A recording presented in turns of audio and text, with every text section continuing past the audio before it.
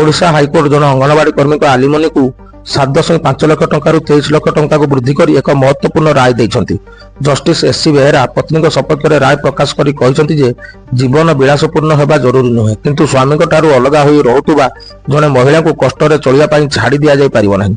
महिला को स्वामी जने सरकारी शिक्षक एवं तांकर मासिक दरमा 1 लाख टंका अधिक होइतिबारु हाइकोर्ट पूर्वरु निम्न अदालत द्वारा 2016 रे धार्य करा जायतिबा 7.5 लाख टंका आलिमनी को अपर्याप्त बोली दर्शाई एही संशोधन करिसंती।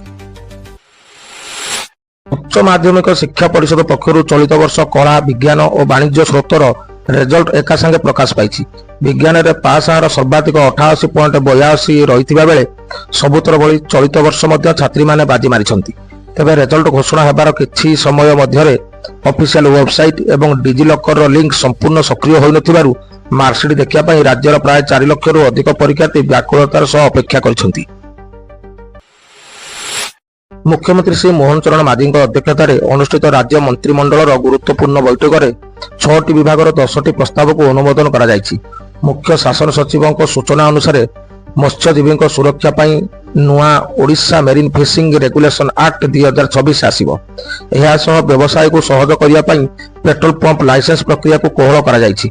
सबुठारु बड़ घोषणा क्रमे एससी एसटी उन्नयन विभाग रे जूनियर असिस्टेंट और सेक्शन ऑफिसर समेत मोट 1032 नुआ पदवी सृष्टि करा जायछि एवं कोर्ट रो ग्रुप डी कर्मचारी जूनियर क्लर्क को पदोन्नतिर रास्ता खोलिछि। भारतर प्रधान विचारपति सूर्यकांत एक मामलार शुणाणी बेले बेकार युवक सोशल मीडिया व्यवहारकारी और आरटीआई कर्मी को असरपा एवं परजीवी सह तुलना करिया परे देश में एक नुआ विवाद सृष्टि होइछि। प्रधान विचारपति परवर्ती समय यह नकली डिग्रीधारी उद्दिष्ट थिला बोली स्पष्टीकरण देइथिले मध्य युवपीढ़ी मध्य आक्रोश कमी नहीं।